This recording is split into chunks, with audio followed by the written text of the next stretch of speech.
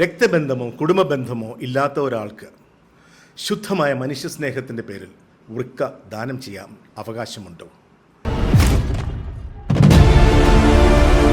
Of putting my file കമ്മിറ്റിയുടെ മുൻപാകെ വയ്ക്കാൻ ഉദ്ദേശം തന്നെ അറിഞ്ഞൂടാത്ത ഒരാൾക്ക് എൻ്റെ വൃക്ക കൊടുക്കുക എന്നുള്ളതാണ് എൻ്റെ ഉദ്ദേശം. അപ്പം നിങ്ങളുടെ തമ്മിൽ ബന്ധമില്ല എന്ന് പറഞ്ഞ് റിജക്റ്റ് ചെയ്യണമെങ്കിൽ അപ്പം എൻ്റെ ഉദ്ദേശമേ അവർക്ക് മനസ്സിലായിട്ടില്ല.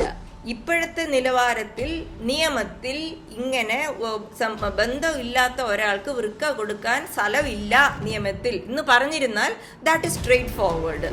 ഓൾമോസ്റ്റ് ഈ യുവാവും അതെ കുട്ടികളുടെ ഏജും സിമിലർ ആണ്. അപ്പൊ അതെനിക്ക് നമുക്ക് പെട്ടെന്ന് മനസ്സിലാക്കാമല്ലോ trauma എന്തുമാത്രമായിരിക്കും. I was praying let him get some deceased donor. He was on the deceased donor-ന്റെ വെയിറ്റിംഗ് ലിസ്റ്റ്. ആ കുട്ടിക്ക് വേറെ ആരുടെയെങ്കിലും കിഡ്നിയെങ്കിലും കിട്ടട്ടെ എന്നൊക്കെ പ്രാർത്ഥിക്കുമായിരുന്നു. ആ ചോദ്യവുമായി കോടതിയിലെത്തിയ ഡോക്ടർ തങ്കം സുബ്രഹ്മണ്യന്റെ അസാധാരണമായ ജീവിതയാത്രയാണ് ഇന്നത്തെ സംഭാഷണം.